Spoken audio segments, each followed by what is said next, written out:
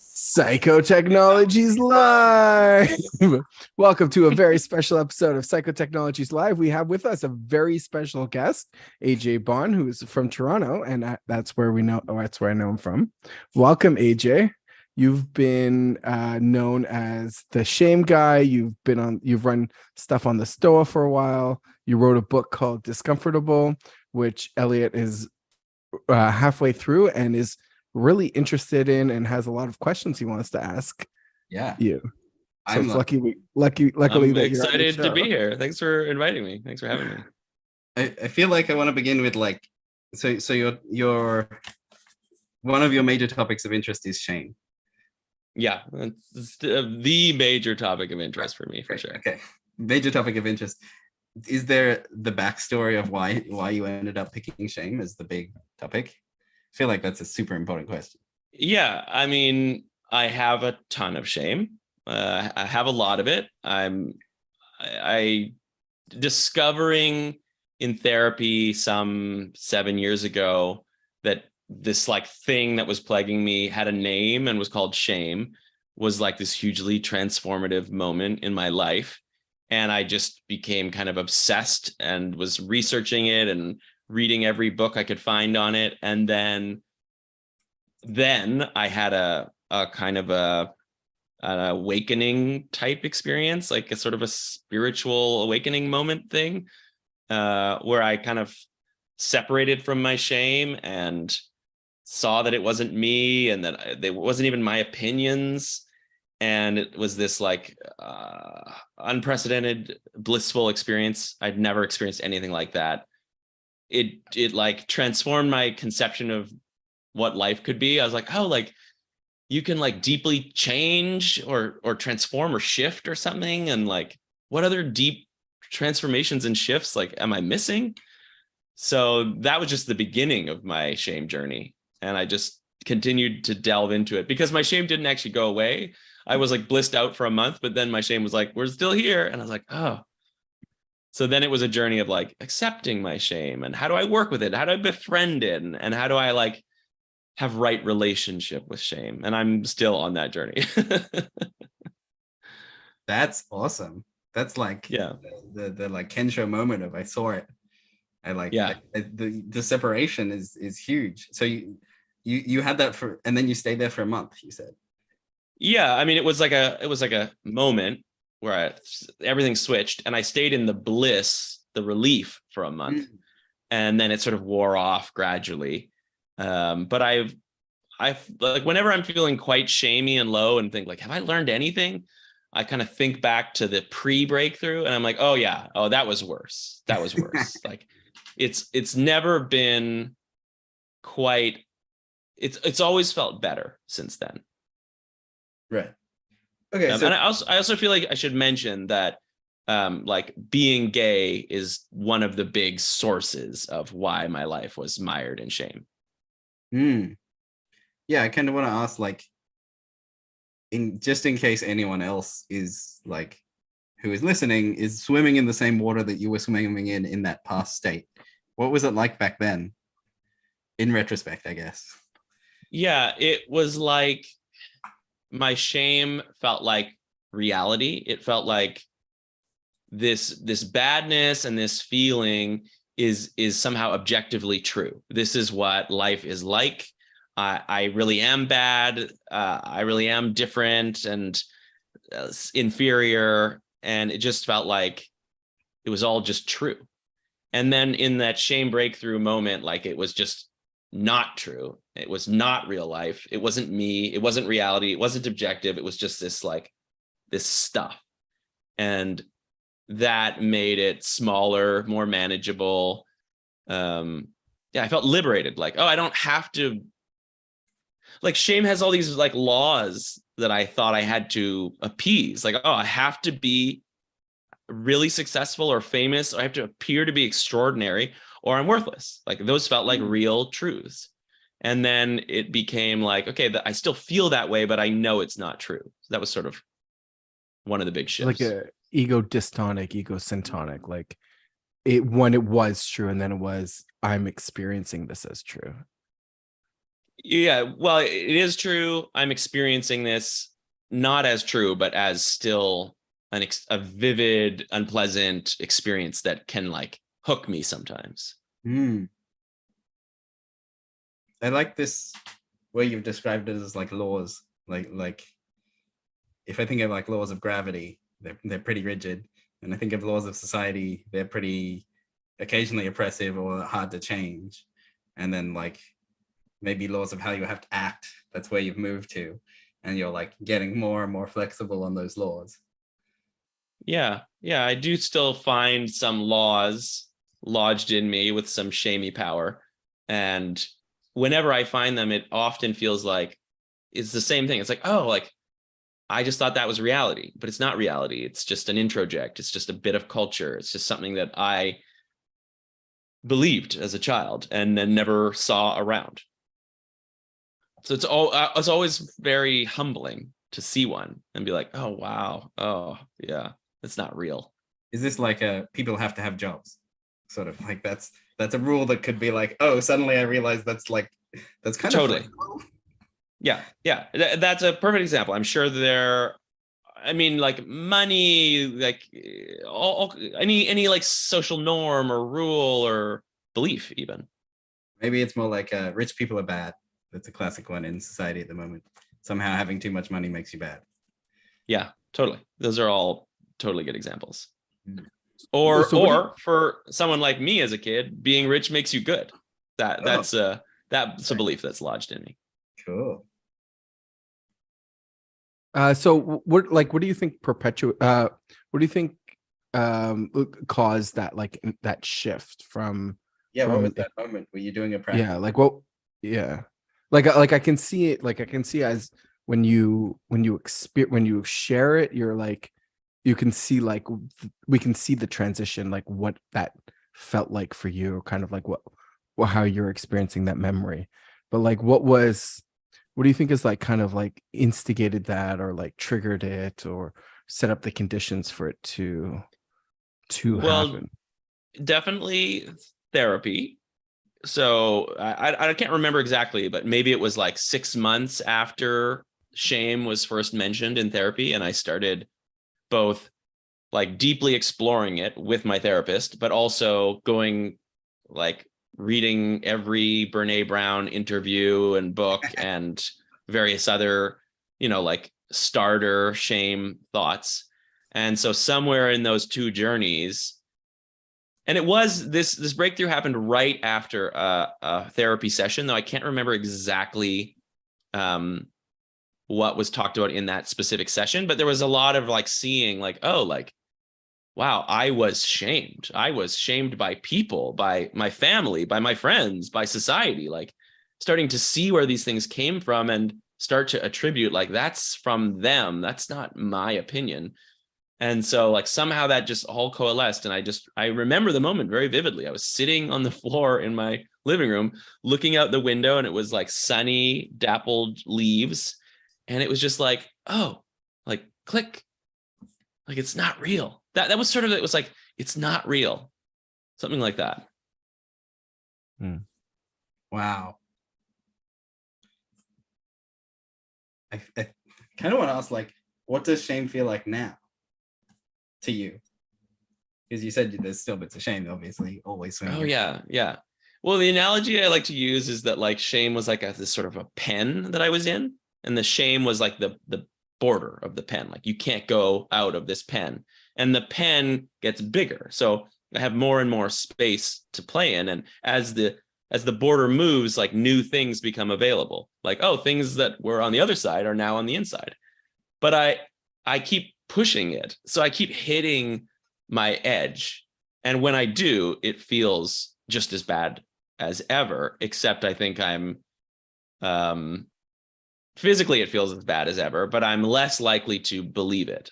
But sometimes I do. Sometimes I just get bowled over, and I kind of, it feels when I get really bowled over by shame like I've lost myself, like I'm lost at sea in this like painful, ruminative, shamey sea, and I can't find like me, my like safe harbor in myself. And then I know from experience, like, okay, well, you will, like, you'll get back. Don't worry. Don't make any rash decisions while you're in this state. And then gradually I find like this metaphorical little island, or I kind of picture like a boy with like a flashing red light in like the mist of a sea. And I like find that, and that's me. And I'm like, there's my like union, my like self-love, my like self-acceptance. Like I'm reunited with myself. That's sort of what it feels like. Does that make any sense? That's super cool. No, I love the, like, you've designed a system to navigate when you're lost. You imagine there's a boy and then you go find it. The like glowing thing. Yeah. Or I just know that I will find it. Sometimes it's not even like I've done anything, just time. Sometimes it's just time. Like the amplitude of shame needs to go down enough that I can operate. I mean, I grab that because it's a psychotechnology. You're like, oh, in response to the phenomena of feeling lost, I naturally made myself this method that I don't even know if you use it in coaching, but you're like, naturally just, this is my psychotech for what to do with lost. I would tell people this, and I think the psychotech for me is faith, knowing that I will reunite with myself, and knowing that when I'm lost at sea, it's like I'm blinded. I can't trust the way I see things until I'm reunited with myself, and like I'll know when that happens. And so it's like, just don't make any decisions. Don't take any of this as too true or too real. Like this is all going to pass, and when it does, it's going to be, you're going to have a bigger menu of possibilities. Very cool. And I'm also aware that I'm perpetuating this pain through rumination. But usually it's because I think I really need to ruminate. Like, oh, I know I really need to figure this out. This one I really need to figure out. But it always feels like that. It always feels like, oh, you need to figure this out right now or your whole life is over. But it is almost never true. It's almost always like you have all the time in the world to figure out this problem or solve this issue or make amends or make a repair, whatever it is that you think you need to do. But it's addictive. It's really addictive to get into that rumination and to be like, no, I got to figure it out now. I gotta replay the shaming incident, open that wound over and over and over and over. I feel like I want to call it like urgency. Like urgency causes more shame or causes an exacerbation. Does it cause the original shame or just the exacerbation? I think it causes you to ruminate and replay the shaming issues in the present and the past. Like they're all kind of, shame all gets kind of magnetized together. So it's like something in the present has triggered some shame. That shame is no doubt connected to something in the past. And I am replaying that whole complex over and over again. And every time I do, my limbic system doesn't really know the difference between fantasy and reality. So it's just shame, shame, more shame, more shame. And so I have techniques to try to get out of the ruminative cycle, and I can do that much better than I used to. But sometimes I will convince myself that I need or want to ruminate. And that's usually when it's the most like drawn out, painful. Yeah, I kind of want to know about that because there's a map, and I'm a map nerd of meditative and experiential states. And there's a map called the Stages of Insight. And it proposes that like the journey into hell, which is like the rumination cycle, actually has familiar, sometimes described as like familiar rocks or shrubs along the way. As you walk down the path, you're like, oh yes, here I am again in like fear. I'm scared of the, like, what if I really have done the shameful thing? And then like shortly after that, there's another rock that is the shape of the next thing. Do you have a sense of what you would describe that path to look like? And then I can like share with you this other map of the path and see if they line up. Super interesting. Exciting. I don't know if I see a consistent pattern to my ruminations. I don't know if I've really thought about it like that. Well, it's the like, because once you get into it, right? So there's the like, once you start going down the hill of like, oh no, it's happening, I'm cycling into the rumination, I'm spiraling. That's the like, the journey in. Well, yeah, no, I mean, once I'm in it, I mean, it's normally characterized by like, I can't sleep. I can't get to sleep because my brain just keeps replaying it. It's like almost not even sometimes it's not even like I'm even really doing it. My brain is just like, danger, we need to keep replaying this for some reason. And it's just so painful when my brain does that. I can't sleep and I really need to sleep. And I'm just up all night in pain. And it's harder to even think straight because you can't sleep and you're ruminating. So like, I'm pretty familiar with that, if that's like a shrub on the way to hell. Right. It's well, kind of. I mean, I can tell you the map because I have it in my head. Sure. Sort of the first word is like disillusion. So there's a realizing of like things start to fall apart, or the like, I'm unhappy with this, maybe as an internal experience of disillusion, or like, oh no, the bad thing's happening. And that's the like the start. And then the next shrub is fear, like fear of the bad thing happening, like, oh no, it's really happening now. And that's the like the next step of like, after disillusion, like falling into the hole of like, I guess you call it rumination in this moment. So there's fear, and then there's like misery is the next rock, which is oh no, I'm here, it sucks, you know. It's kind of no, this is relatable. Misery. So fear, misery. Next one is disgust. Right? I hate this. I'm disgusted, like can come with literal or physical, like wanting to throw up quality of disgust. So fear, misery, disgust is the next rock. And then the rock after that is there's a problem here with translations, but it's called desire for deliverance, which is the quality of like, when will this end?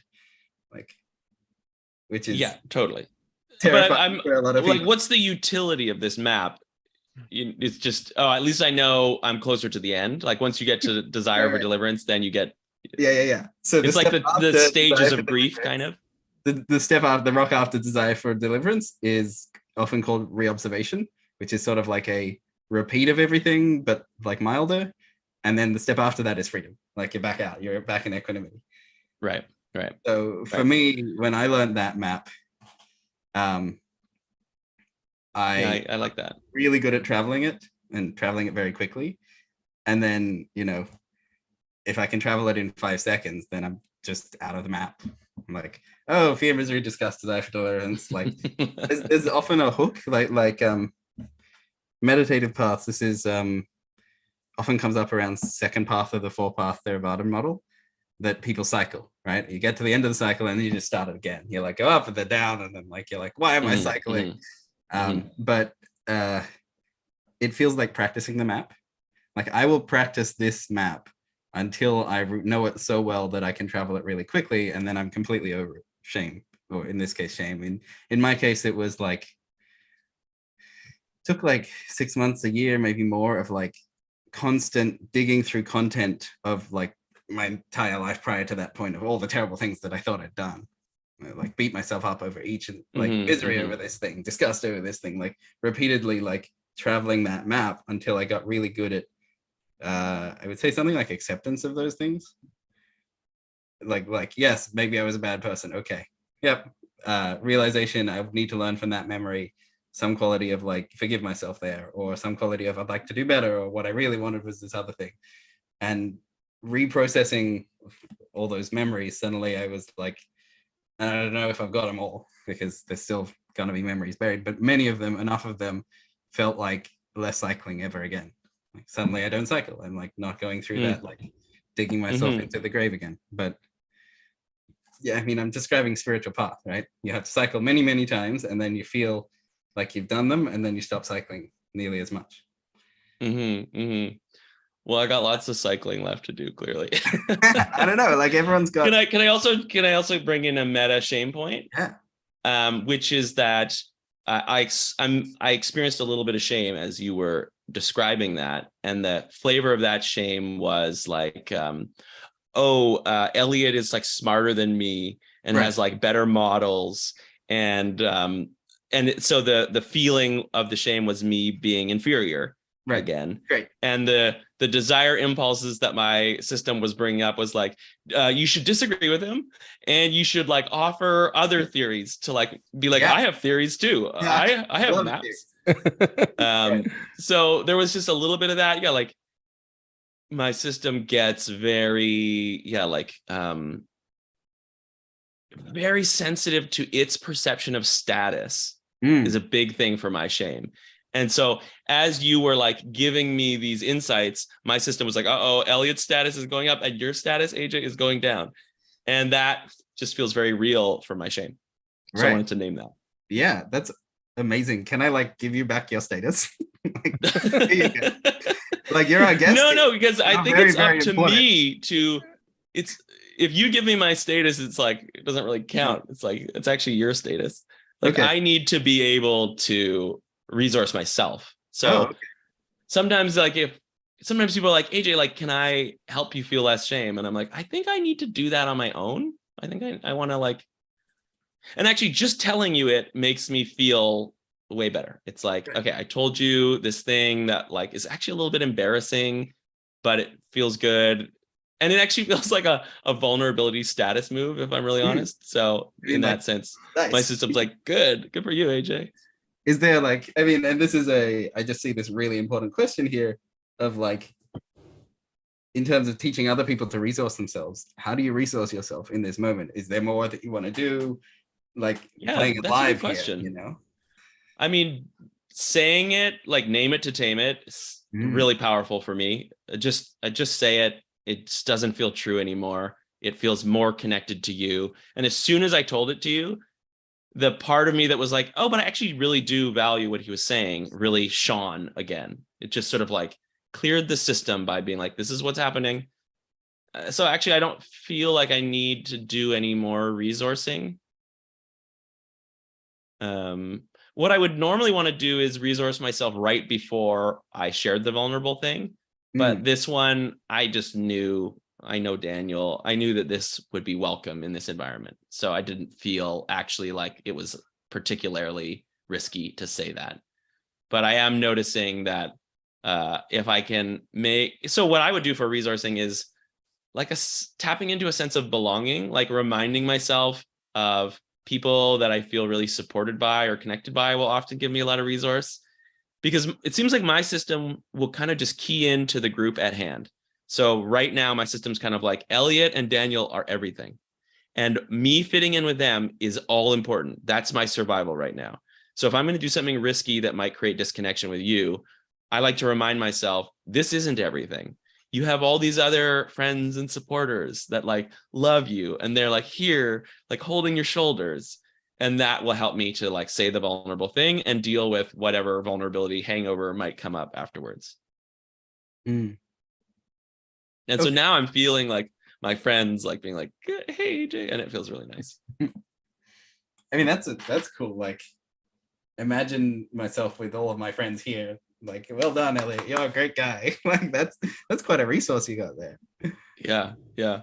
Or sometimes I'm not religious, but sometimes I'm like, will imagine like a God smiling down on me or something. Like, I think if someone believes in an all loving, non-judgmental God, like what an amazing resource that must be for them. Like the creator of everything, like loves you unconditionally and is just there, like, go AJ. So I sometimes will try to like tap into that a little bit, and that can be nice too. Or like a little I also love to think of like a really cute animal or something, like an oxytocin resource, like a cuddly, warm, like baby Yoda, kind of something like that.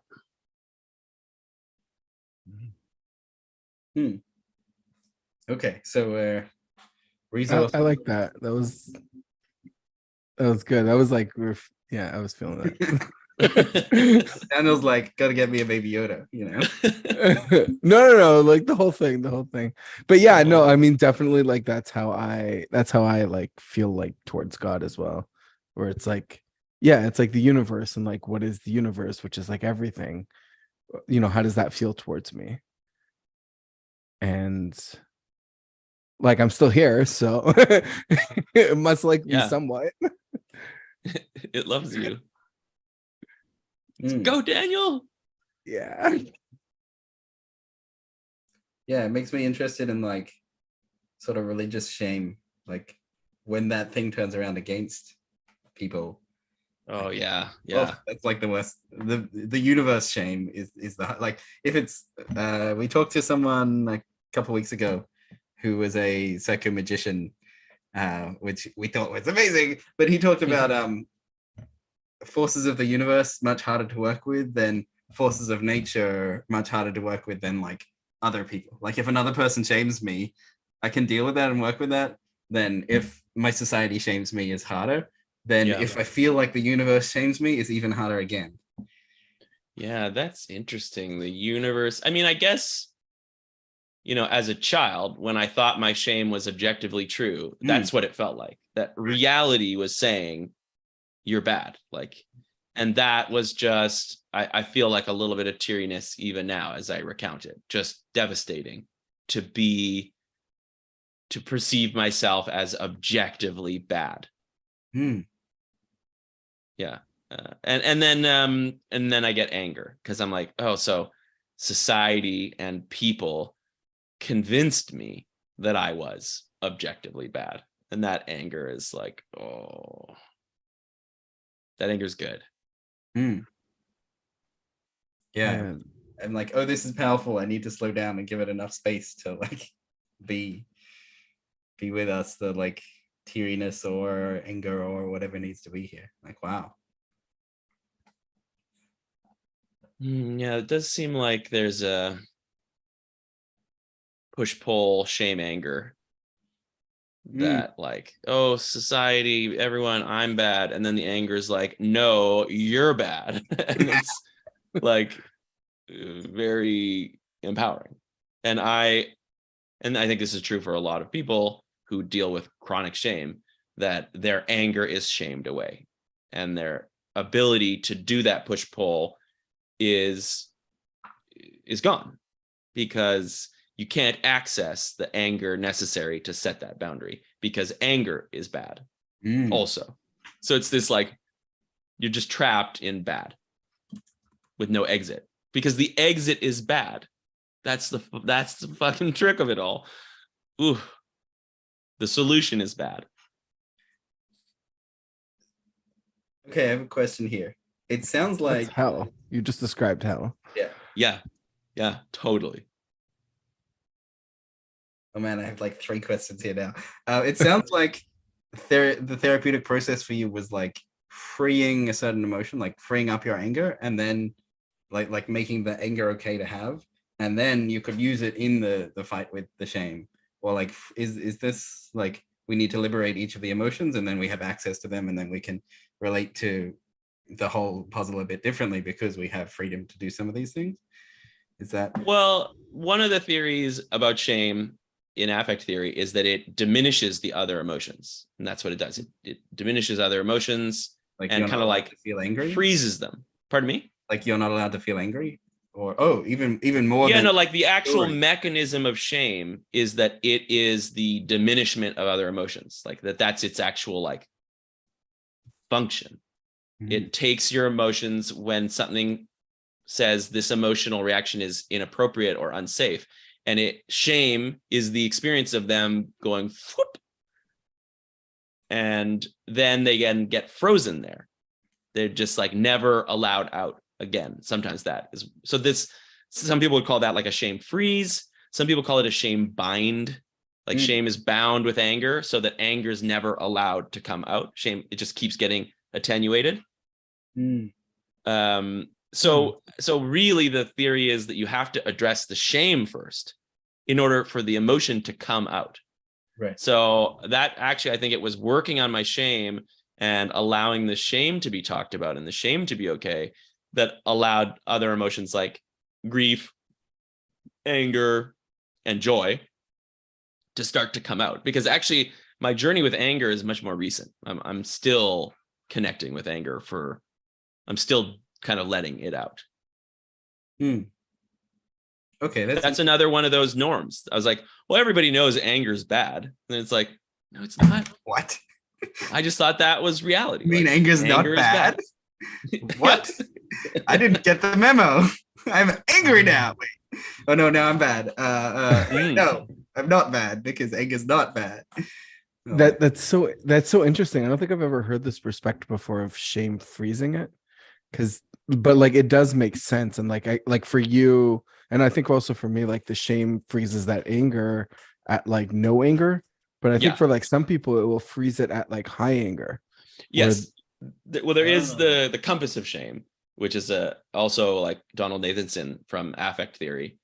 And one of the sides of the compass is attack self, and the other side of that pole is attack other.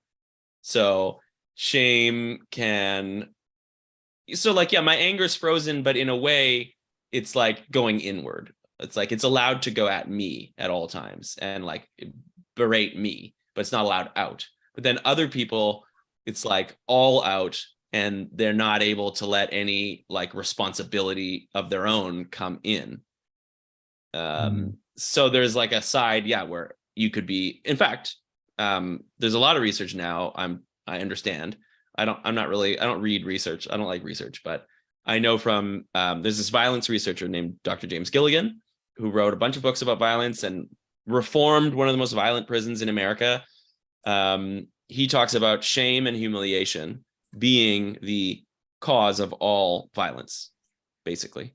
And Brene Brown also cites a lot of research to that effect. So it's like, this attack other response is also a classic shame response. But in that case, I think the salient point is that your anger is going in the wrong place. You're not getting angry at the actual thing you're angry about, because that is not allowed. So you can't get angry at your parents for the way they mistreated you, but you can fucking destroy your own children, something like that. So it's this misdirected anger that is never going to end because it's not actually being directed at the actual shame. Does that make sense? Yeah. Because it's frozen. The anger towards the actual shame is frozen, I guess. Yeah. Yeah. Well, yeah. But it's not like a universal freeze. Yeah, I don't know. I don't exactly know how all that works, but it's interesting. So something I'm really interested in here is, and I think I read it in your book, appropriate distance to emotions. There seems like there's a quality of like going too close hurts too much. Being too far away is, well, just not in touch, and so not validating.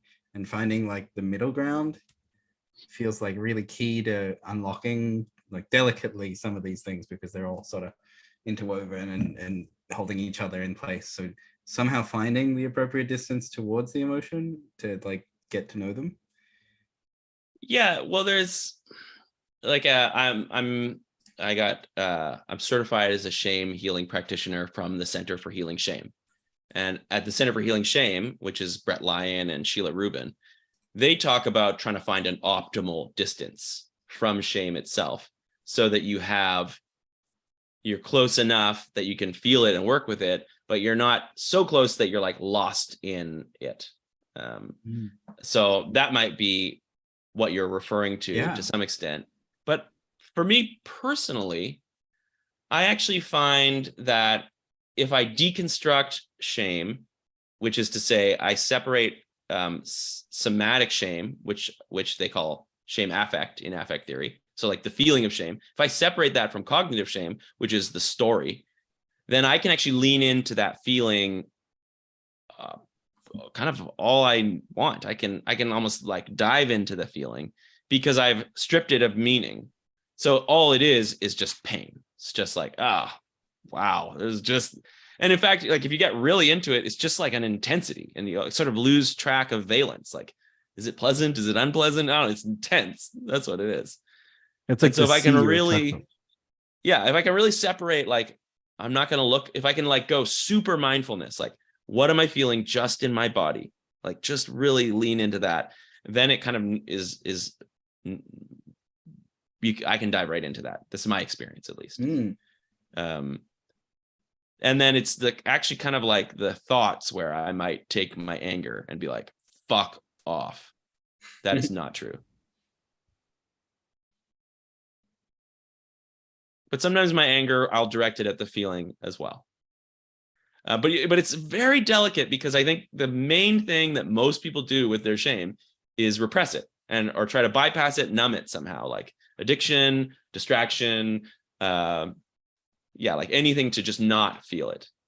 So when I think about like, oh yeah, direct your anger at the feeling of shame, I worry that people will find some kind of use that to find some kind of bypass. It's like a very delicate balance here. And then I can also do a thing where I step out. I do like step a little back, and it sort of feels like I'm once removed watching the emotion. Like the image I have is that I'm in a waterfall of sensation, and then I just step back and there's a waterfall and there's still me. And I'm just like watching that. And what that usually does for me is that I get a clearing breath. So it's like, it's just, and that tends to kind of wipe the slate clean. But sometimes it doesn't work. Sometimes I get so bowled over by shame that I can't do any of this stuff. It sounds like you're like dancing with it almost. Like Yeah. Elliot was saying, like the optimal distance, and you're saying it's like more complicated, where sometimes we're close, we're far, but like there's all these other conditions. There's more strategies. There's lots of strategies, and I think I want to encourage people just to kind of experiment. But I think the main thing that I want to warn them of is probably your natural reaction is to avoid it somehow, some form of repression or bypass, because I call it the 1-2 punch of shame. If you take the disempowering cognitive thoughts and combine them with this super unpleasant feeling, no wonder you want to avoid that. It's so overpowering and debilitating. It's like your worst fears from your childhood plus the most unpleasant feeling we have, arguably. So that is, you don't want to lean into that. But if you can really, really, really focus on just your body sensations, then actually you could just accept the emotion. But I do think I should also name that when I'm leaning into shame, I'm always doing some meta feeling of self-compassion or something. So it's not just me and the shame. It's me being like, oh, shame, like, ouch, yeah. Oh. So like, I need to have that meta feeling, which is, I'm doing a lot of IFS these days. And I realize that like kind of the way I'm understanding it is that it's all meta feeling. Like they're constantly taking you one step till you get to compassion. And then you have that compassion. So you can like hold anything with compassion if that's your meta feeling. It's funny because you're using the word meta, like meta going out and looking in, and also meta, like love and compassion. Oh, yeah, you're right. Oh, wow, that's great. I meant the former, but you're absolutely right. Yeah. Meta. Both. Feels like meaning both. Yeah. Like somehow meta. That's a psychotech right there. Meta. Somehow stepping out is also compassionate. Yeah. As long as you're not like rejecting. Though sometimes I will use anger and tell my shame to fuck off, because I'm like, this is shame that was passed down to me from my family. Like, no, we will not do that. And that can really be powerful. But I think it's kind of important that I'm like, yes, there is shame. Like, I don't know. I'm worried that that's a bypass. It's kind of a new tactic that I'm trying because anger is so new to me. So just be careful with that one. See if you're bypassing. Yeah, because it not that it doesn't sound like you're dissociating, but it like I think that the dissociation is kind of similar to that, where you're moving away, but then like you're either moving too far away or you're moving away and getting distracted or something. Yeah, I think it's like I'm really acutely aware that the shame is there. So it's not like I'm denying it. So I think like that might be one reason why it kind of works, is that it is a kind of, it's like an acceptance plus a rejection. The other thing though is that shame can feel like dissociation, because when it, if it in theory attenuates your other emotions, what is often left is confusion, a frozen, confusy feeling. And I find that often for me, when that happens, when I lose my train of thought, I'm like, oh, I just lost my train of thought. If I actually slow down and look back and find it again, it was that I was worried I was going to start crying. And so shame came up and just scattered everything so that I wouldn't continue down that thought that might make me cry in front of people, which would be more shame. I was just about to ask, we've got shame, we've got anger. Where does fear fit in to the relationship between these other emotions? But you just kind of start bringing it in, the worry. Well, some people think that shame and fear are the same thing, which I think is a compelling theory. Like my friend Nathan Vanderpool is like, isn't shame just like a fear of disconnection? And I'm like, yeah, I suppose. So like what I've been kind of like thinking is that like that shame and fear could be seen as like sort of the same thing, but fear kind of references like external threat and shame kind of references internal, like I'm the threat, like me, my essence, my behavior is what's threatening my safety, as opposed to like, I'm afraid of this bear that's this external thing that's like coming at me. It's a little bit murky because surely shame is also the fear of you guys judging me. But I think that is like both a fear of your judgment, but also a fear of like being me. judgeable. Yeah. Is it true? And what have I done to cause it? So there is like but I think we could argue that as like a social animal, a human's identity, someone has said this, that like our identity is always social referenced to some extent. So it would make sense that my self criticism, my shame is also like kind of about other people in a way.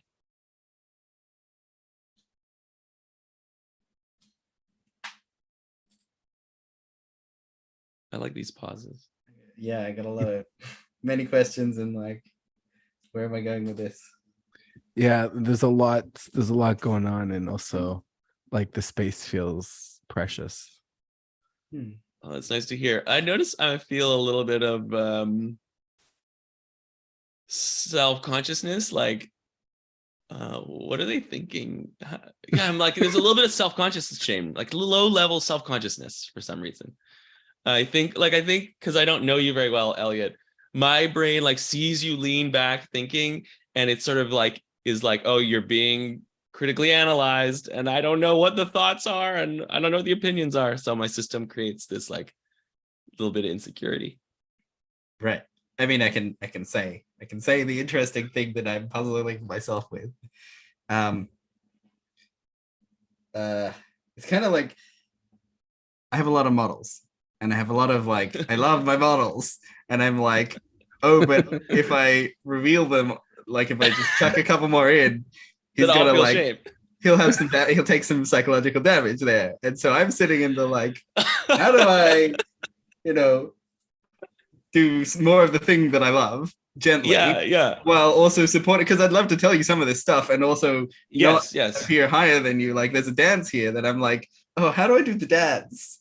Like that's what I'm playing. Yeah, I wanna like there was no request in my last share for you to not share models. So please share models. In fact, like push my status down if you want to. Like it's an exciting experience for me. Like I really want to invite that was not a request, and I feel like, oh, I don't want you to do that. Yeah, that's not what I want.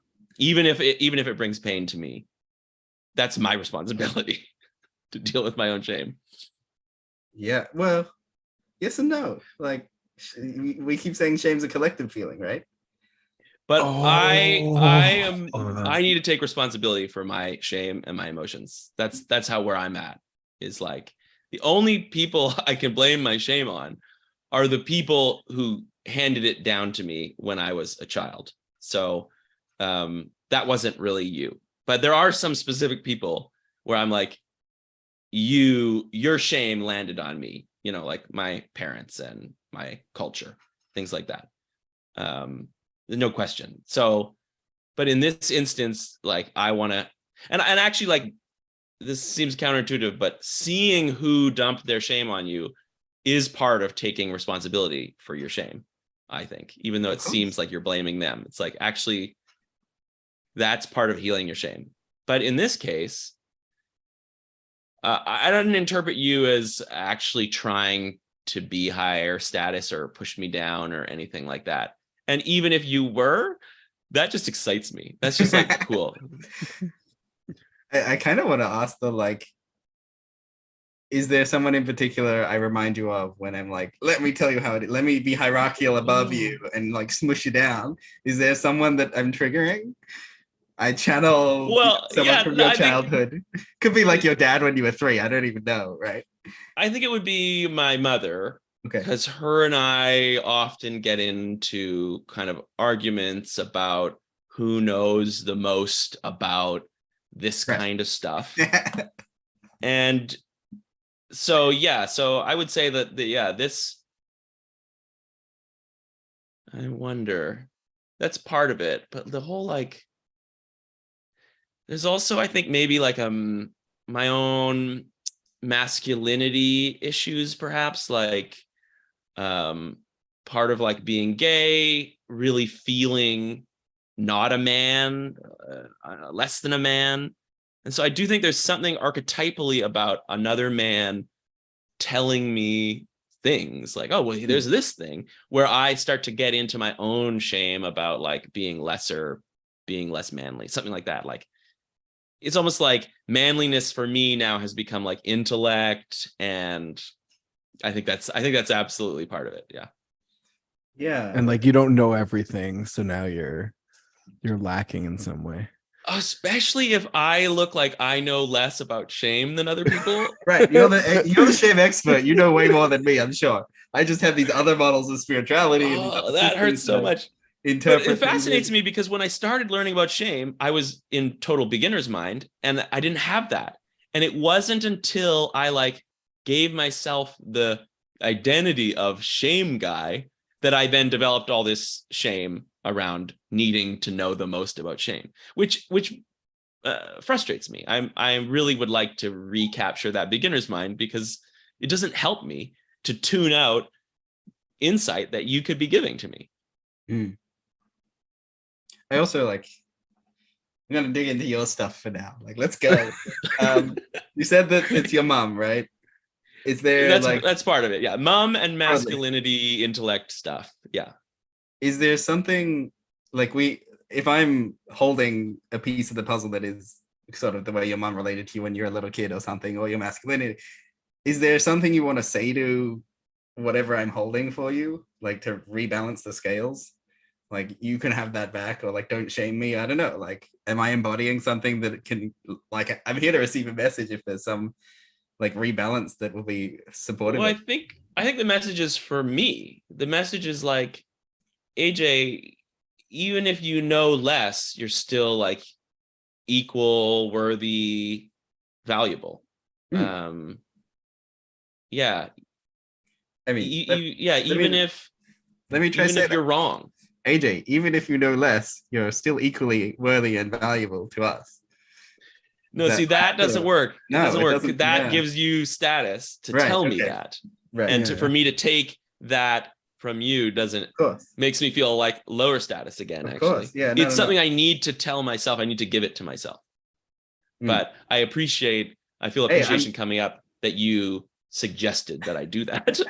I like the experiment, and I feel like I'm learning something about shame on the flip side. Like, you're the one sort of receiving in this moment, and I'm like, how do I healthily operate around such that I support you to like be the fullest and whatever, without like weakening you, to like, without taking the coach role. I've talked to Daniel about this a lot too, right? Like, I'm a coach. I often take the coaching role in many of my relationships. Right. How do I like step out of that such that I'm no longer in charge? Yes. If I sense that someone is coaching me and they haven't like named it or asked, do you want to be coached? I get annoyed. Yeah. I'm like, I'm not looking, because I do a lot of vulnerable disclosing. People often think that I'm like looking for some kind of, that it's a request or that it's like, help me. And I'm like, no, it's not. Right. It's not what it is. I definitely and it's like get accused of what, this often. yeah, like it reminds me of the thing that most people seem to really want is empathy and not help. Because, and I think it's because of shame. It's because help feels condescending. Like, Brene Brown talks about sympathy versus empathy. And for me, it's just that like sympathy feels a bit higher status. That's why people don't like it. People want you to say, yep, I'm right with you, because that makes their shame feel less. Like that's why that is. Equality. I like it. I like So it's good strategically to know, but I don't think it would be fair for me. Like I still have to own that that's my reaction. And I could just ask, I could just say like, oh, well, I don't want coaching. I could just say that, but you don't have to be psychic. I mean, I can just, let's go into my stuff for a moment. In my stuff, that makes I have to be that. psychic. Let me, like, the shape of my childhood, whatever dynamics, psychological stuff is that I have to be psychic. That's like my mother. Oh, wow. Right? I have to be some sort of predictive psychic. Like I need to know what's coming in order to keep myself safe. Right. And so that's like, you say I don't have to be psychic, but my stuff says yes you do. Like my universe version of like your shame thing is like you have to be psychic all the time. Yeah. And that's well, like even that's you saying, AJ, I don't want to like trigger you again. Yeah, suggests to me like that there might be some history of that pattern. Like I don't want to trigger mom or dad. Well, like it's my responsibility not to trigger them, as opposed to their responsibility not to get triggered at me. Right. Of course. And that's the number of times that I did trigger people and found myself or decided to choose that I was responsible for that thing. And then or we're told that you were responsible. Right. Like my family was, my emotions are your fault and your emotions are my fault. And so that's why I'm really trying to own my experience now. I feel like I want to ask, there's a book by Ken Wilber titled No Boundary. And I really like this book. You're proposing there's a boundary that you can own your stuff and your stuff is yours and I will own my stuff and my stuff is mine. And then another way to see it is that there isn't a boundary. And if we're in a relational space together, everyone's stuff is everyone's stuff, kind of. And these models kind of conflict with each other because I do want to empower the individual to own their own stuff. And then also I want to empower the individual to take care of the collective. I want to do both of those things without too much responsibility on either the individual to take care of themselves or the individual to caretake the collective. This is like the hard problem of working together with other people. Yeah. I find that I'm always like, because the journey I'm on is out of codependency enmeshment towards boundaries. It's like the journey I'm on. That's the rebalancing I'm trying to do. So I'm often like arguing to people like, own your experience, I'll own mine. But then when they really start digging at it, they're like, okay, so wait, if I punch you, is your pain my fault or your fault? And I'm like, well, if you punch me, it's your fault. But that's because my resentment is my fault. But my resentment is my fault. And so they're like, the line between them is a bit gray. And I have to acknowledge that I'm left in unknowing as to exactly where the line is. Because the way I justify it is like, I know that it's likely to hurt you, that it will hurt you if I punch you. I mean, you might like that pain, but I can't know that. So I have to kind of like own that would hurt you. But then anything I say to you is a little bit more like presumptuous to say, well, if I say that to Elliot, he'll be hurt. Because like, I actually don't know. Unless you tell me, you say, AJ, when you say these things, I'm hurt. Then I know, and then I can decide whether I want to do that. This is that. So I said just before we had this call, intimacy, right? Right. There's some quality of intimacy that I punch you and you feel pain that gives us a connected experience, a relationship. And, maybe you like the punch, maybe you don't like the punch, but there's a way in which we're all a bit lonely in the universe. Yeah. We're all the way over here in our own bodies and you're all the way over there in your body. Yeah. And the only way I can touch you physically might be to like reach out and hold you or punch you. Emotionally, to like have an emotion in your direction, have an anger at you, and have you feel hurt. Yeah. And that sucks. Like it's some sort of intimacy that hurts like hell, and yet I still want to do that thing. I still want to be touched by people, and I still want to touch people. Yeah, well, there seems to be like a supposition in there that pain is bad. Right. It's which like, it isn't necessarily. But how am I meant to live with the pain if it hurts? Well, that's our journey to be able to get comfortable with our pain. I feel like that's what maybe Eastern wisdom traditions are trying to help us do, is be an acceptance of our pain. I'm not saying that I can do that, but I feel like my journey with shame has been getting comfortable with like that's where the word discomfortable comes from, is like comfortable with discomfort. But I see your point. Like metaphorically, for you to be able to punch me, I have to move close enough to you, and that's intimate. And there's like the trust of coming close enough to someone that they could literally punch you. And then the emotional side would be, I guess, like, yeah, just sharing enough or something that you could take what I share and I could just say that's bad. How do you twist say it, or that? or reject that was it. dumb to say. Yeah, I think that would, the basic would just be take what I said and reject it. That would be, then I would go into shame. And then, I mean, there's layers to this, and then there's the quality of like powerfulness that I could move AJ in any direction, let alone to shame. Like it's if very I couldn't easy move to move you, me to shame, as you've seen. right? But if I couldn't move you at all, I'd be like, oh, AJ's not in the world. He's like some sort of disconnected creature. He's all in his head. Yeah. He said his things, and then I'd be like, oh, well, that's shit. That's like a good point. Well, I think part of me wants to be unmovable. Like that's sort of like what part of me longs for. But you're right. Like that's a kind of a terrible thing to long for, because it really does mean that I'm not connected to anyone. Right. It's a good reminder. I'm excited about this. I'm excited because this is running in the direction of like tantra, of the like. I wish, I desire for the end of suffering. I desire not to be moved, which is a very big disconnect, where tantra says move towards the pain. Yeah. Well, I'm holding the like Shinzen Young thing of suffering is pain plus resistance. So in that sense, you could say, if we get rid of the resistance, then move towards the pain. Pain is okay. Yeah. I lost my train of thought. It's also like I want to be moved. You know, I want to sit in the audience at the poetry recital, and I want to feel moved by that. I want to feel the pain that the person has tried to impart into that poetry. I don't want to feel unmovable. I want to feel moved. And yet I also want to feel unmovable in another way. Yeah. Like it's like being solid and like have good boundaries and like caring for yourself, but also like in the world, like also experiencing what's happening, but like not to the extent where you're like thrown off balance. I think what's coming up for me is that shame kind of implicitly tells me you're out forever.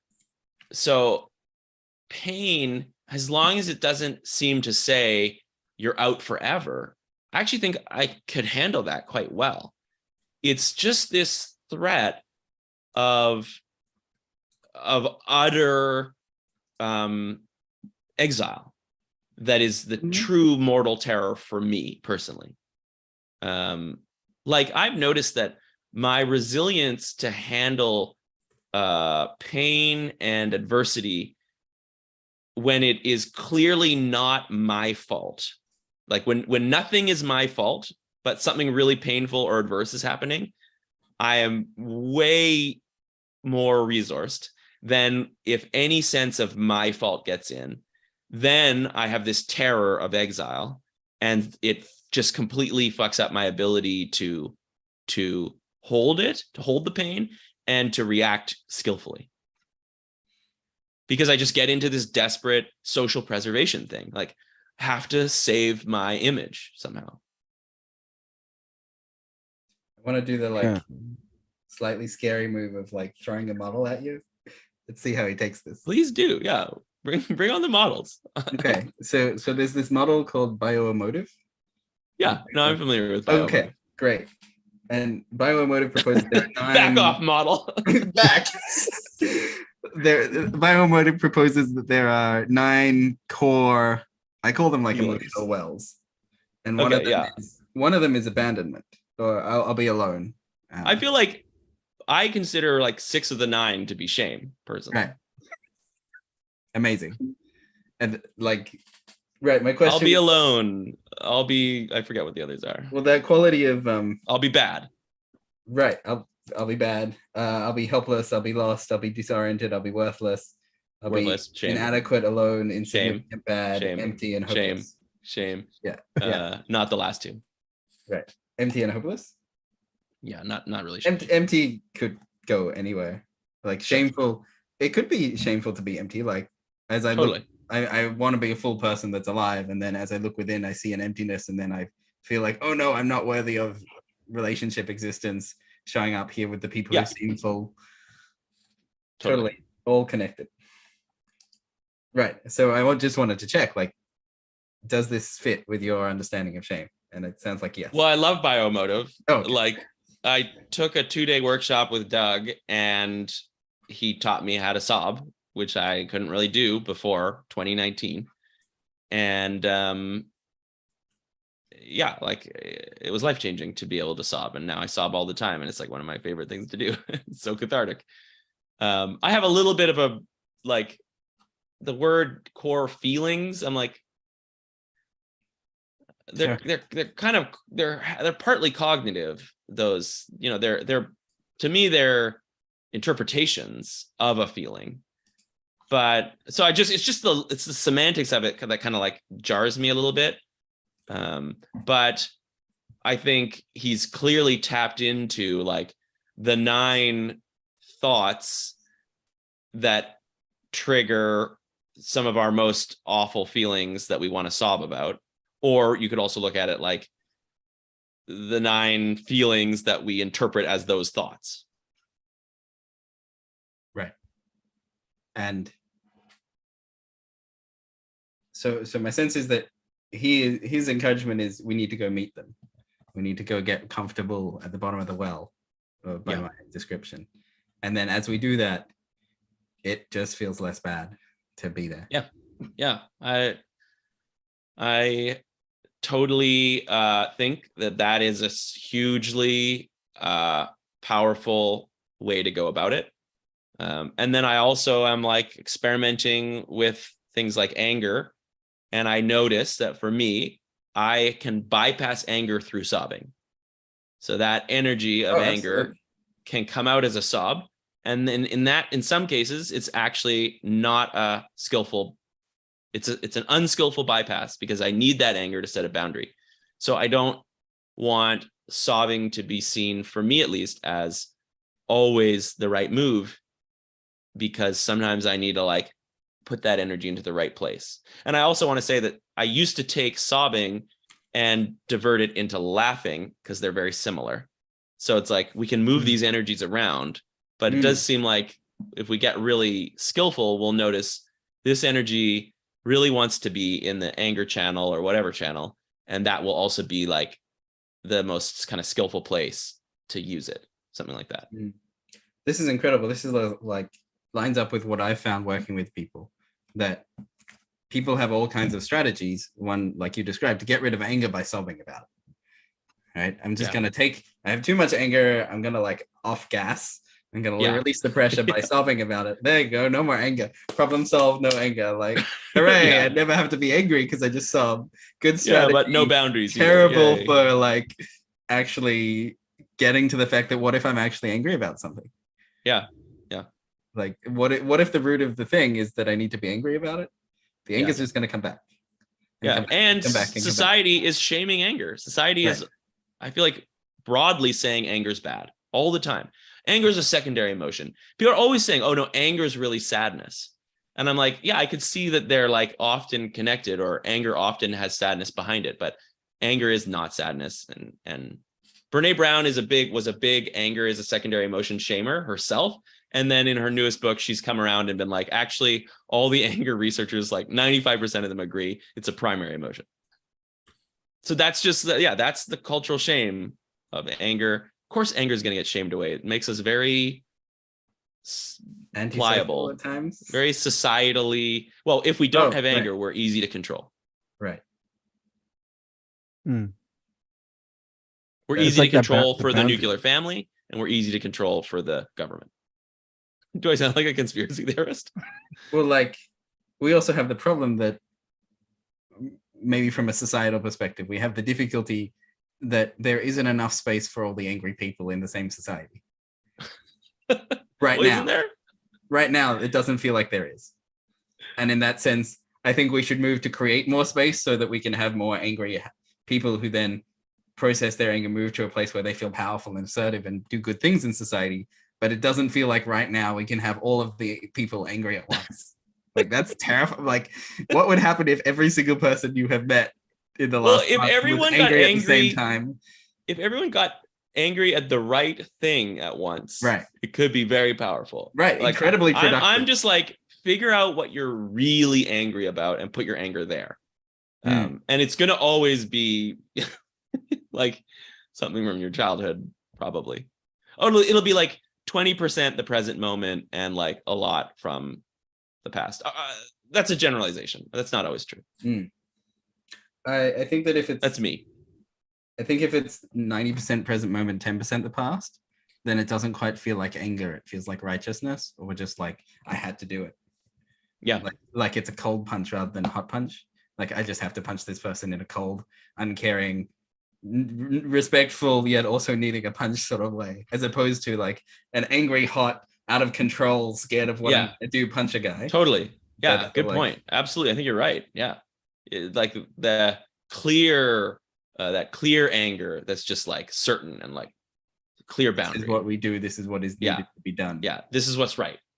I feel like then, I think you're absolutely right that when it's like, it's like, okay, this isn't about this. I think that I'd call it like the tantrum. As a 3-year-old might do a tantrum, the anger feels bigger than them, out of control, and they flail a lot and don't seem to help themselves because they're just overwhelmed by that feeling. Yeah. And through some soothing, they can come back around and get what they actually want. But in that place, I don't want adults in that place. I want adults in the I agree. Sharp, skilled, managed. Yes. I say this from time to time. It feels like we don't have, like, we have a physical gym for training, for fitness. We can run, we can exercise, but we don't have an emotional gym. There's nowhere you can go that is sanctioned by general society where you can go to practice emotions. You can go to an acting class, you can go to therapy, you can occasionally find special containers here and there, men's groups, women's groups, special places where these things can happen. But there's no real normalized, oh, you need to go train emotionally skilled. Yeah, it should be like on something you do in elementary school. You know, you go to PE and then you go to like emotions and you like practice your emotions and learn about emotions. Yeah, it's fascinating that doesn't exist. It's like, what does our society need to believe about emotions for that not to be the most obvious thing in every childhood learning? And also, like, when we have that, what will society become like 5 years after that, when it's so normal that everyone just knows how to work with their emotions? I think it would take a couple generations of that. Maybe. I'm just really optimistic for the speed of transformation these days with the internet and with technology, that things can really happen quite quickly. I was hoping that COVID would, because we were all kind of locked in the pandemic, we were all like melting pots of our own emotional experience. We couldn't quite go out and bump into society to like dump it on other people as easily. And so I was hoping that would teach a lot of people some maturity emotionally, but I don't know if it did or didn't. I'm a little bit like more pessimistic in the sense that like that early childhood wiring is just so, I know from my own journey, so hard to reorient, that it almost feels like, you know, once you're an adult, like, yes, please, like, go on a healing journey. And like some people radically transform. I feel like I have, but it's sort of like, how many generations does it take to get rid of all that intergenerational trauma and shame and get to like cleanliness? It takes forever. It takes so long. I feel like If you do it your right, it only lifetime- takes one. Yeah, if you're really But good. you'd have to heal all the adults, which I guess I'm pessimistic about, so that meant they like, don't traumatize their children. I meant like Yeah. familiarly, like But you only have to do that once, right? Because yourself. then the kid grows up without the trauma.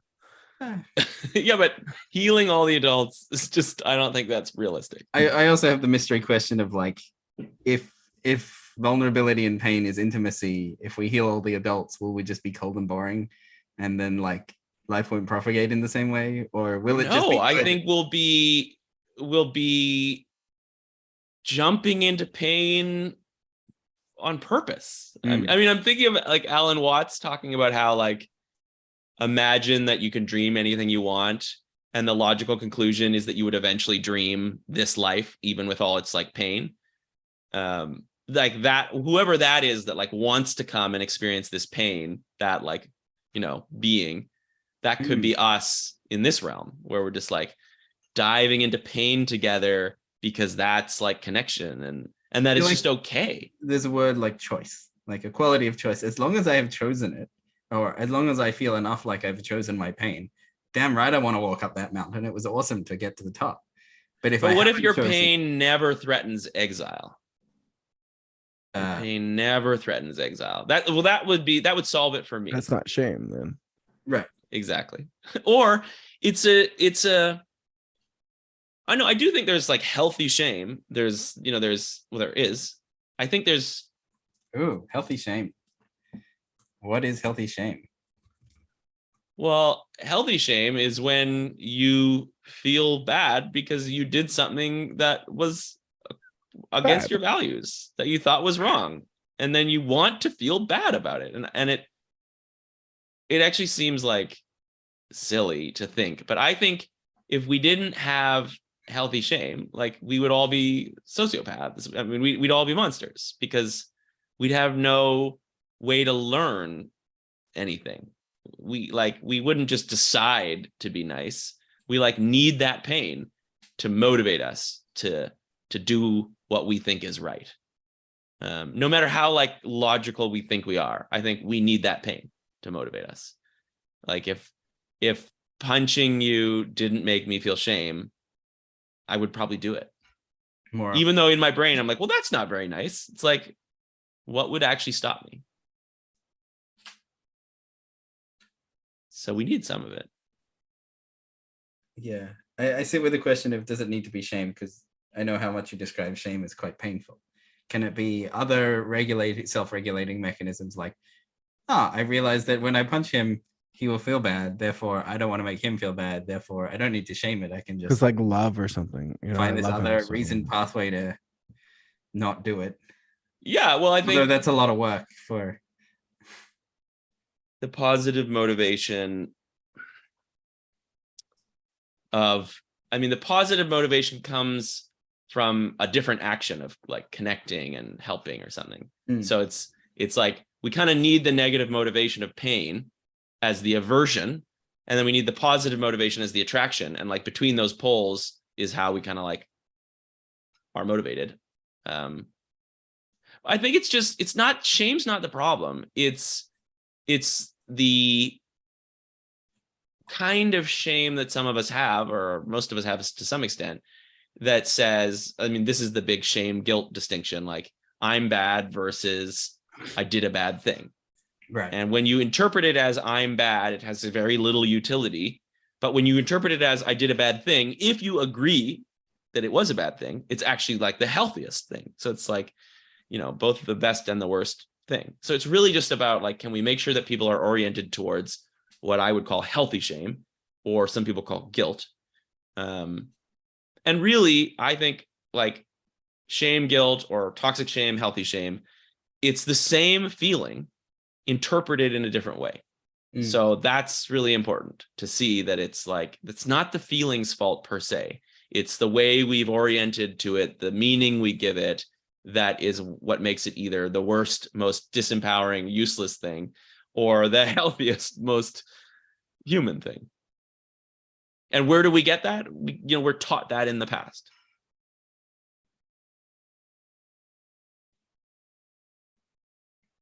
Very cool. think we lost Daniel. He's just No, I wasn't sure if you want to end it here or not. Yeah, I want to push back a little bit on the. I'm feeling a lot like this is like good stuff. But pushing back a little bit on the guilt versus shame, like I don't experience those the same. Like I experience at least I have different feelings that I name differently. Yeah, there's a lot of semantic issues where like guilt can mean many different things. So I prefer to, like, when I talk about shame, I'm talking about a spectrum of sensation that is like on the light end experienced as like shyness and self-consciousness. And then as it gets higher, you have different flavors of it, like embarrassment, guilt, shame, humiliation, mortification, like exile, suicidal ideation, self-disgust, like all. So it's like different like little scenarios where like, okay, so you take some of that shame affect, add a hint of fear and put it in this scenario, and it kind of comes out like what a lot of people would call guilt. So there's like just different versions, but I don't want to get too into an argument about like what is shame and what is guilt. I'm more like, let's just think about this broad family of emotions that are generally unpleasant sensations about ourselves. Interesting. So you're like calling the emotions that are self-directed at us as like the shame spectrum. Yeah, but it's also worth noting that like you could direct pleasantness at yourself, and it would be something like pride. Okay. So there are other self-conscious emotions, but like the unpleasant self-assessments, I think, are a family that you could call shame, because I think in affect theory, they're all variations on the same feeling, that attenuator of other feelings. But some people don't agree. Some people are like, shame is fear, or some people have said like shame is a mixture of sadness, anger, and fear. And I'm like, whatever, that's fine. As long as, I think the most important part is like, can you at least see that there's a form of it, of this self-criticism that is disempowering, and there's a form of it that's actually very necessary. That's kind of like the main distinction that I'd want to like have people consider. Right. So I like that as like kind of like, I really like how you're like fleshing out and bringing up this like shame. I like the spectrum as a psychotechnology. Yeah, it's got like you did that spectrum really well. Heavy. That's affect theory. Yeah. Okay. Very cool. Yeah, so like kind of just like sparse it out, like put some boundaries around this. Because I know you're into the boundaries now. I kind of like all like that when you said that spectrum, I'm like, yeah, that's exactly what shame is. And then when you described it as like criticism towards oneself, I'm like, yeah, that resonated as well. Well, actually, unpleasantness directed at oneself, like it's a sensation, unpleasantness that seems to be about me. Yeah, like projecting unpleasantness sort of on. Well, it's like this unpleasantness is about me, as opposed to about that bear. Right. The external threat. Yeah. Right. That would be like shaming the bear. Or like bears. It'd just be I'm scared of bears. The threat is the bear. The unpleasantness is associated, I think, with us with death and ill health. And so unpleasantness is like death, ill health about me. So it's like threat about me. And pleasantness is like health, safety, it's pride. So health, like I'm the source of health and safety, pride. Yeah, I'm the source of threat, danger, unpleasantness, death, potential death, or rejection, exile, aka death, because I'm a social animal. So that's shame. I'm curious about. I don't have an answer to this question, but it seems like we have a valence. Like we take all of the emotions, and these ones are good and those ones are bad, right? And the shame ones are the bad ones directed at the self, or the like. What the heck is going on? Well, I don't like the bad good. I don't like the bad good. But we do that. That's like a thing that we do. Yes. Does. Like, what's going on? Why are we doing the bad good thing? I think it makes sense because if we suppose that we really are driven by survival, then non-survival is like the opposite of what we're like. I don't even know how to describe it without using like good and bad type language, but well, it makes sense that we're trying to avoid that. But I think you're raising a very good point. Like good and bad to me is intrinsically shaming, because it's making a kind of objectivity claim. And I'm just like, I'm like, why do we have to do that? So instead of calling them like, I'm just trying to say pleasant and unpleasant as much as even I can. that's like,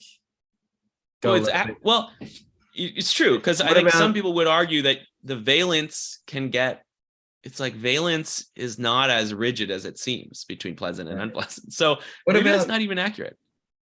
I mean, looking for other classifications, I want to like drag in a bit of NVC. Feelings we want to experience and feelings we don't want to experience is another valence thing, but maybe like feelings. But even that is like, sometimes I want to feel shame. I'm like, come on, shame me. Let's try it. Let's explore it. What about feelings we move towards versus feelings we move away from? I love that. Or maybe even like I love that. Feelings that when they move us towards something versus move us away from something. Like because I think moves us away from, and joy moves us towards. Yeah, exactly. I love that, because I think shame is definitely like, does seem to have an agenda of move away. Shame, disgust, even if fear, it's away from this previous emotional move away state. Or move away from in what fact, you said, in fact, because it was a bad thing to say. I argue that the way shame operates is that shame says, move away from me, move away from this feeling. And so anything that brings up this feeling should be moved away from. And that's why shame has so much like denial and repression to it, because shame is literally saying, don't even look at me. Don't even be aware of me. And so ironically, like if you want to not be controlled by shame, you have to look at it and feel it, because its whole mechanism is don't feel me. Very cool.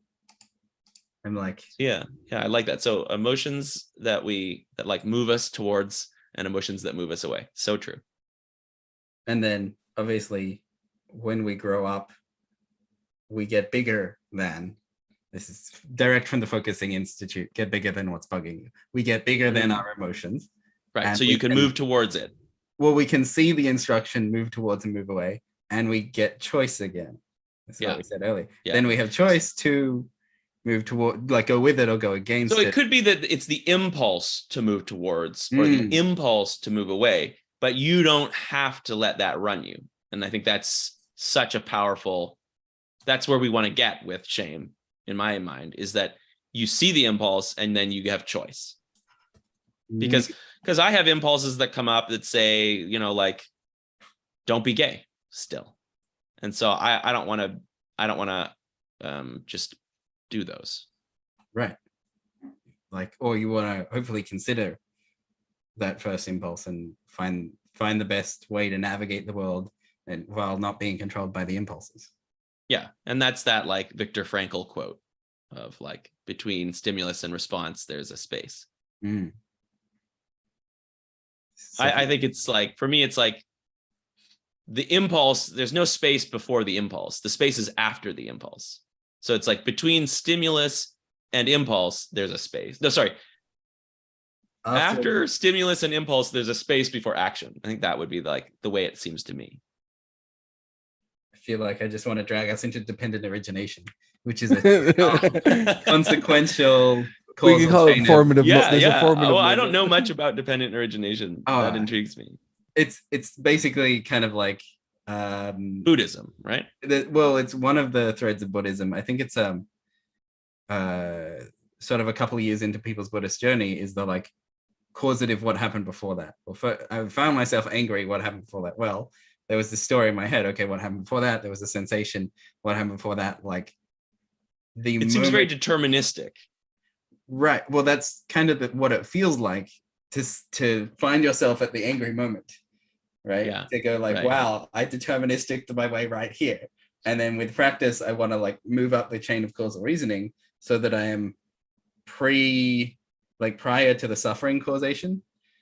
Like I'm just witnessing the world prior to, like you described, like loading the shame on top of the world. You got that original seeing moment. So, Right. so Yes. with practice, we can hang out more often at that, like at the like, oh, this is just what is, and like live a peaceful life without causing painful experiences either for ourselves or others. Yeah. It's a little bit this waterfall thing that I've been practicing, where I'm like, okay, I'm just watching it. And it tends to clear more quickly. But yeah, I do notice with Buddhism that I get kind of like, feels like, oh, so I have no free will. But then I'm like, no, I'm supposed to be like choosing right action and compassion. So I'm trying to like navigate that.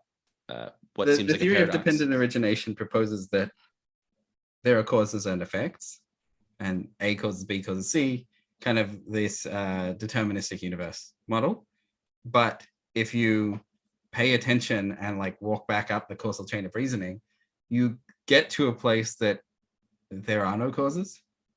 And suddenly you do feel like you go from feeling like I'm just a product of my upbringing, my childhood, my whatever, to suddenly like having walked all the way back through those causal chains, I can get to something of a pure conscious experience on which I can build new, better choices, be free of my prior conditioning, suffering, get to a place where I can choose completely freely. At least I can feel like I can choose completely freely. So I'm very much in the causal track, and pretty much all of the healing work I'm doing is in the causal track. And I do think that, and Buddhism is like, you don't even need to do all that, just meditate. But I'm more of the mind of like, I live in the world. School. I think you need to do a lot of it. And I'm more, this is like, I'm in the cleanup aisle in the integral thing. Right. And it seems really powerful and important, but I also totally am enrolled in the idea that there is other channels where you could just sort of step out of all of that. But while I'm actually in the causal chain, I'm like, actually, I am going to go back and I am going to blame my parents because that's very helpful. So right, totally. Because both and. we need that. We need that to process to get to a better story before we're ready to tell. Like, there's this is really funny. There's this one saying that has been popping into my head a couple times in this conversation. And I say it to Daniel sometimes. I say, not suffering enough, which is the like, at some point, if I tell the story about how my parents were terrible enough times, I'll like get sick of telling that story and be ready to put it down. But before I've told that story enough times, I'm not suffering enough with it. I haven't told that story enough times yet. Right. Or like, it might not be parents, maybe society let me down or something. But whatever the story told that one either. Right. If I haven't told it enough. Because I'm coming out of never told that story at all. Because I blamed myself. The story I'm coming out of is it's all my fault. I'm bad. So that's the one I'm done with and tired of. And I'm moving on to this new story. And that there's so much utility to this new story compared to the old story. It's like, this is a step I need to take, but I'm excited about this. And I do see that sometimes I see glimmers of like moving past that, but I don't want to shame that stage. I think that stage gets shamed a lot. The family needs to be harmonious and you need to forgive. And I think, I don't know. That feels like shaming. That feels like an external perspective as well. In the same way that you were previously told that it's all your fault by an external perspective. Yes, absolutely. It's just another external perspective. Culture. It's a cultural perspective. Like every movie ends with like the family reuniting. And I'm just like, what? I mean, it's like, who benefits from that? The family does. In theory. Yeah, like the culture that we've created with nuclear, like, I don't think we should be living in nuclear. I don't think it is advantageous to our health to be living in nuclear families, let alone the society as it is structured. So I can see why there's all this pressure to make this weird system that we've created work when it's actually like not natural to our evolution at all to live in a group of 4. I have a question here around the puzzle of living with other people, I guess, or living with a family. It feels like me at the age of, what am I, 30, 31 or so, am barely just getting the hang of having my own conscious experience, full and happy and joyous and in the ways that I want to be having it, and having it with Daniel. Like I'm barely graduating to 2 people. Yeah. Like I'm not at 3 people yet, right? I'm still Yeah. accidentally threw AJ into a shame thing earlier so that we could like learn about it, right? I haven't graduated to 3 people yet. That's not on you. No, it's okay. How do I expect, how am I meant to grow to like more people, like 4 people if the nuclear family is 4, so that like I worry that I'm not going to be able to hold 2 children in You positive can't. conscious experience with each other, with me. I don't like, unless I No. up resource myself as a consciousness to be able to be kind to them and support them both in their fullness, right? Otherwise, You I'm going won't to be be able to. pushing one to raise the other. Like, and maybe I'll fail, and that's okay. But I'd I still think like to like grow. It's a rigged game. You've evolved to be amongst 100 of your kin of all different generations, all helping each other raise children. Right. I think some version of that is what you're actually evolved for. So can you alone with like one other person be that for these children? Like, no, you can't. So you're going to fail. It's a rigged game. You're going to fail.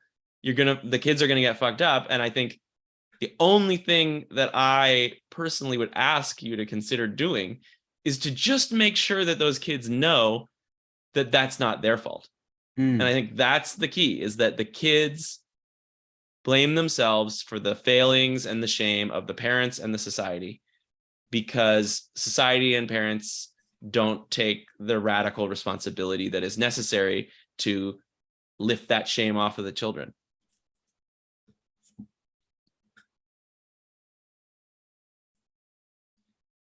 Psychotechnologies live.